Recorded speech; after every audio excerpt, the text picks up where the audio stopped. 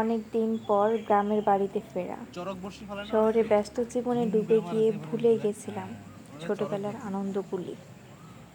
কিন্তু এবার ছুটিতে এসে মনে হলো হারিয়ে যাওয়া সেই সময়গুলো একটু ফিরিয়ে আনে। সকালে নরম রোদ, চারদিকে সবুজ, আর দূরে তাল গাছের মাথায় বসে থাকা একটা বক, সব মিলিয়ে যেন স্বপ্নের মতো লাগছিল। হঠাৎই মাথায় এলো ছোটবেলায় বাবার সঙ্গে পুকুরে বসে বড়শি দিয়ে মাছ ধরতাম। এখন তো মোবাইল ইন্টারনেটের যুগ, বড়শি দিয়ে মাছ ধরা ধৈর্য কে রাখে, কিন্তু কৌতূহল তো থেকেই যায়।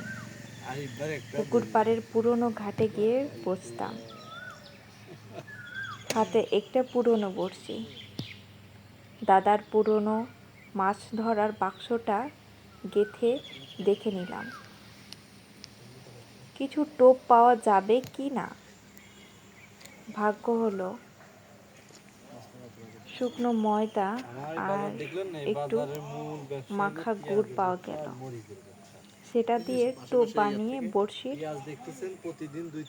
কাঁটায় গেঁথে পানিতে ছুঁড়ে দিলাম। পানি টলমল করে উঠল। এক মুহূর্তের জন্য যেন সময় থমকে গেল। পাশের বড় জাম গাছের ছায়ায় বসে পুকুরের শান্ত পানিতে দৃষ্টি ফেললাম। একটু পরই বড়শির মাথা নেড়ে চড়ে উঠল। হাতের তালুতে শিরশিরে অনুভূতি। ধীরে ধীরে টান দিতেই পানির নিচ থেকে এক ঝটকা টান। আরে মাছ ধরলাম, কিন্তু ধরা পড়লো একটা ছোট পুঁটি মাছ। একটু হতাশ হলেও মজাটা মাটি হয়নি।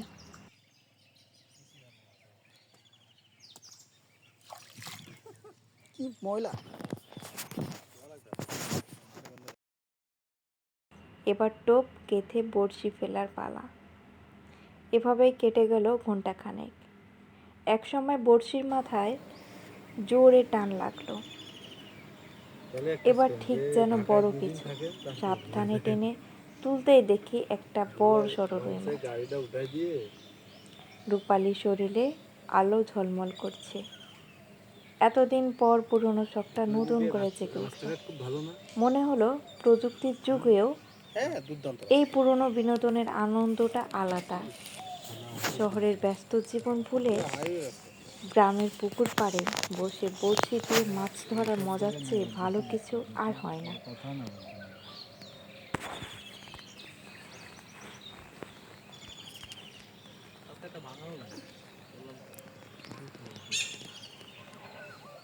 আমার এক এমপি ছিল, ওই খেলা খালি কথা দিয়ে যেত যে হবে হবে, কোনোদিন হয় না।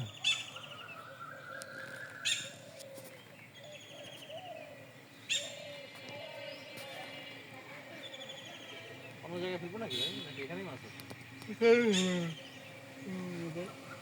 মাছের জায়গায় কাঠের নিচে ফেলবো নাকি?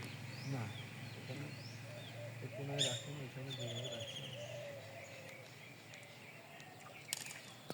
ভিউ পাবি 5 লাখ ভিউ একবারে। হ্যাঁ, মানুষদের বলছি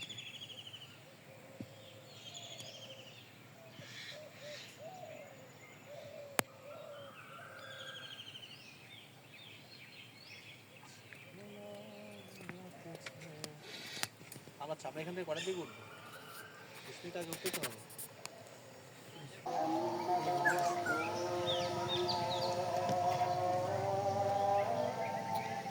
বড় মাছ ধরতে হলে ওই জায়গায় মারতে হয়, সেরেস্তা অথবা ইয়েতে।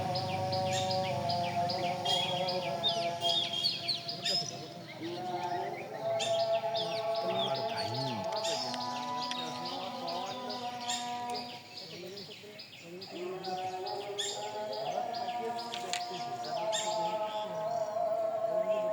আমাদের পরীক্ষা করবে, আমার বিয়ে খায়দা না আমার কিন্তু মাছ লেগে ধরছে।